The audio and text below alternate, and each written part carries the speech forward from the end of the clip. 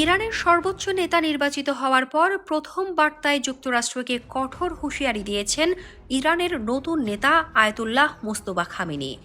একই সঙ্গে প্রতিবেশী আরব দেশগুলোকে তাদের ভূখণ্ডে থাকা মার্কিন ঘাঁটিগুলো বন্ধ করার পরামর্শ দিয়েছেন তিনি। বৃহস্পতিবার ইরানের সর্বোচ্চ নেতা মোস্তফা খামেনির বার্তাটি ইরানি রাষ্ট্রীয় টেলিভিশনের একজন উপস্থাপক পাঠ করেছেন।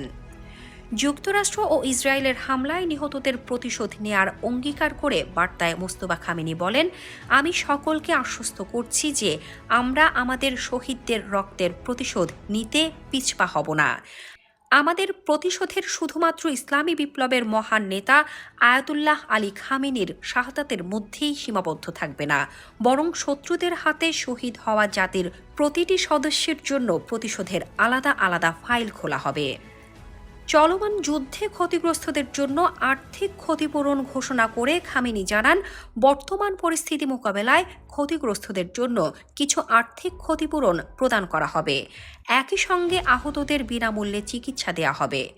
দেশগুলো উদ্দেশ্য করে তিনি বলেন, তেহরান তার সকল প্রতিবেশীর সাথে ঐক্য ও উষ্ণ সৌহার্দ্যপূর্ণ পারস্পরিক সম্পর্কের জন্য সম্পূর্ণরূপে প্রস্তুত, তবে এই অঞ্চলে সব মার্কিন ঘাঁটি অবিলম্বে বন্ধ করতে হবে, অন্যথায় ইরান ওই ঘাঁটিগুলোতে হামলা অব্যাহত রাখবে।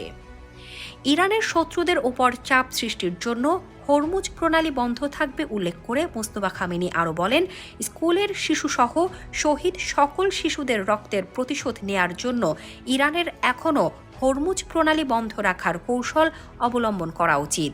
ইয়েমেন ও ইরাকের সশস্ত্র গোষ্ঠীগুলো ইরানকে সমর্থন জানিয়েছে উল্লেখ করে খামেনি বলেন, ইরাকের সশস্ত্র গোষ্ঠীগুলো ইরানকে সাহায্য করতে চায়, ইয়েমেনের প্রতিরোধও কাজ করবে। ইরানের সেনাবাহিনীকে ধন্যবাদ জানিয়ে তিনি বলেন, আমি সাহসী যোদ্ধাদের ধন্যবাদ জানাতে চাই যারা এমন এক সময়ে দুর্দান্ত কাজ করেছেন যখন আমাদের দেশ চাপ এবং আক্রমণের মুখে রয়েছে। গত ২৮ ফেব্রুয়ারি ইরানের ওপর যুক্তরাষ্ট্র ও ইসরায়েলের হামলা শুরুর প্রথম দিনেই নিহত হন ইরানের সর্বোচ্চ নেতা আয়াতুল্লাহ আলী খামেনি। পরে গত ৮ মার্চ ইরানের ৮৮ সদস্যের অ্যাসেম্বলি অব এক্সপার্টস ধর্মীয় নেতাদের সমন্বয়ে গঠিত সংস্থা ভোটের মাধ্যমে ৫৬ বছর বয়সী মোস্তফা খামেনিকে সর্বোচ্চ নেতা হিসেবে নির্বাচিত করে।